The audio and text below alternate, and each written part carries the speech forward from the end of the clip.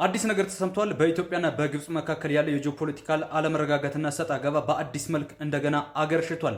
አጀንዳ መፍጠር የማይሰለቻቸው የግብጽ ፖለቲከኞችም እንግዲህ በአሁኑ ሰዓት አዲስ አጀንዳን ይዘው ከቻሳ ብለዋል። እንደተለመደው ዘ ኢንዲፔንደንት ይዞት በወጣው መረጃ መሰረት በትናንትናው ዕለት የግብጽ የውሃ ሀብትና የመስኖ ሚኒስቴር የሆኑት ሃኒስ ዌልም የተባሉ ሰው በትናንትናው ዕለት እንግዲህ በሴኔት ስብሰባ ላይ እንደተናገሩት ከሆነ የታላቁ የኢትዮጵያ ህዳሴ ግድብ በግብጽና በሱዳን ላይ ላደረሰው ጉዳት ክፍያ ወይም ካሳ መክፈል አለበት ብለዋል። ሚኒስትሩ እንደገለጹት ከሆነ በናይል ወንዝ ላይ እንደዚህ አይነት ግዙፍ ግድብ ተገድቦ አያውቅም። ይህም ግድብ ግብጽ ከምታገኘው ከ55 ቢሊዮን ኪዩቢክ ሜትር ውሃ ላይ 38 ቢሊዮን ኪዩቢክ ሜትር ውሃውን ቀንሶታል። ይህም በጣም ትልቅ ጉዳት አድርሶብናል ብለዋል ሚኒስትሩ። በነገራችን ላይ ይህንን ብቻ አይደለም ያሉት። በናይል ወንዝ ላይ እንደሚታወቀው ግብጽ ወደ 55.5 ቢሊዮን ኪዩቢክ ሜትር ውሃን የመጠቀም መብት እንዳላት የሚደነግጉ የተለያዩ ስምምነቶች አሉ። ያንን መሰረት በማድረግ እንግዲህ ከዚህ ላይ 38 ቢሊዮን ኪዩቢክ ሜትር ውሃ የታላቁ የኢትዮጵያ ህዳሴ ግድብ ቀንሶብናል ከማለታቸው በላይ ደግሞ አሁን ላይ ግን እንኳን ተቀንሶብን ከዚህ በላይ ወደ 88.5 ቢሊዮን ኪዩቢክ ሜትር ውሃ